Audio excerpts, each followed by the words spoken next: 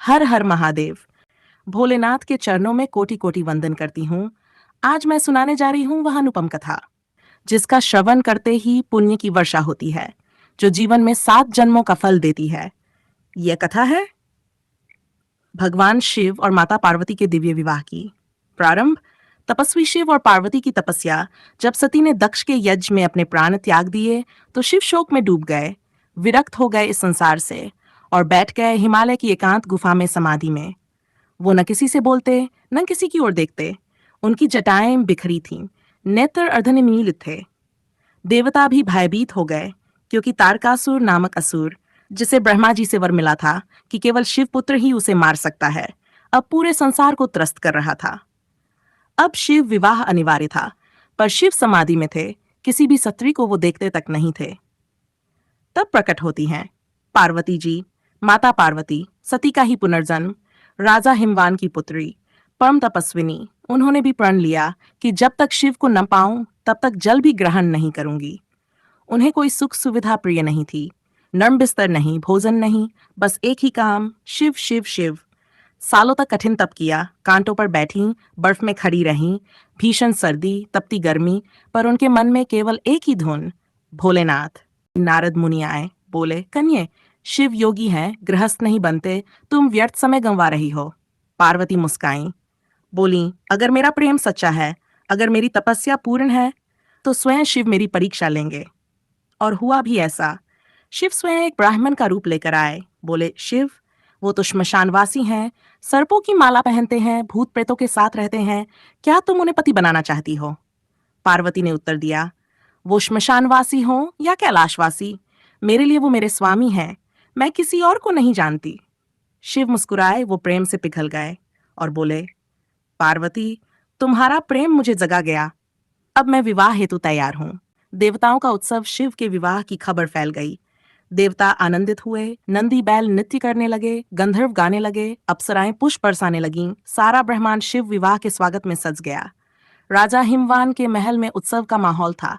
माता मैना आनंद से भर उठी, पुत्री को स्वयं महादेव स्वीकारने आ रहे हैं। शिव बारात अनोखी, विचित्र, भयानक और अद्भुत। अब आई वो घड़ी जब भोलेनाथ अपनी बारात लेकर निकलते हैं। न हाथी न घोड़ा, शिवजी सवार है नंदी बैल पर। और उनके साथ कौन है? भूत पिशाच राक्षस विकराल गण। कोई खोपड़ी लटका रहा है, कोई कंकाल के हार पहनकर नाच रहा है, कोई त्रिशूल उठाकर उछल रहा है।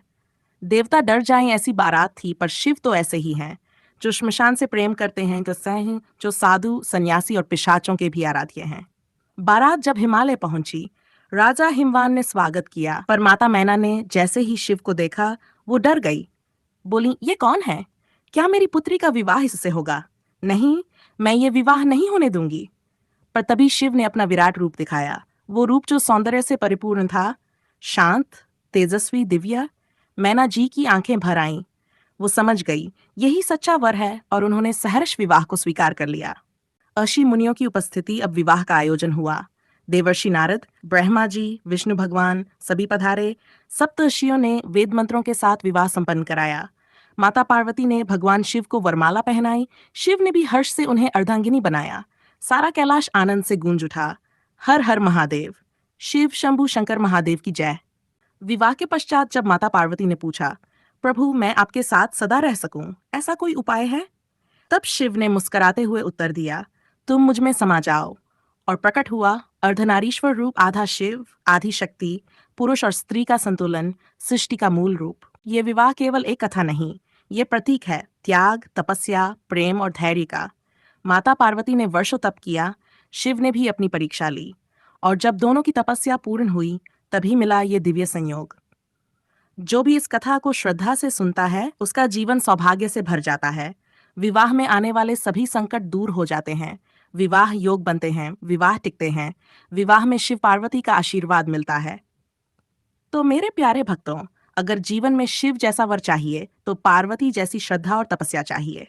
और याद रखो, शिव केवल उन्हें ही मिलते हैं जो संसार से नहीं, केवल शिव से प्रेम करते हैं। हर हर महादेव।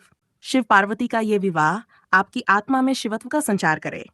अगर आपको ये कथा पसंद आई हो, तो कृपया हमारे चैनल को सब्सक्राइब करें, वीडियो को लाइक करें और कमेंट में लिखें, जय शिव शंभू। हर हर महादेव।